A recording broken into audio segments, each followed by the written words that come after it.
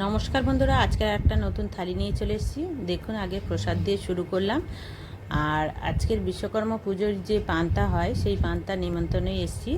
দেখুন কত রকমের ভাজা, 8-10 রকমের ভাজা করেছে কচু শাক আর কুমড়োর তরকারি চিংড়ি মাছ দিয়ে। কচু শাকটা কিন্তু ইলিশ মাছ দিয়ে করেছে, তার সাথে ছিল ডাল চচ্চড়ি আর অসাধারণ তরকারি শাক হয় এই পুজোতে, আর খেতেও দারুণ লাগে।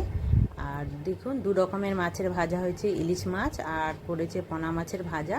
আর এই যে পিঠে পুলি সব রকম পায়েস সব রকমের ব্যবস্থা করা আছে। আর সারা রাত ধরে এই পুজোটা হয়, মানে রান্নাটা হয়, আর ভোরের বেলা পুজো দিয়ে আমাদের প্রসাদ দেয়। আর খেতে অসাধারণ হয়। এই যে 3 বান্ধবী মিলে বানিয়েছে, এই দিদিভাইয়ের বাড়িতে পুজো হয়। আর খেতেও খুব সুন্দর লাগে, আর খুব যত্ন সহকারে সবাইকে বসিয়ে খাওয়ান। আর তরকারি শাক কি বলবো, অসাধারণ হয়েছে। ভিডিওটা ভালো লাগলে লাইক শেয়ার কমেন্ট করুন।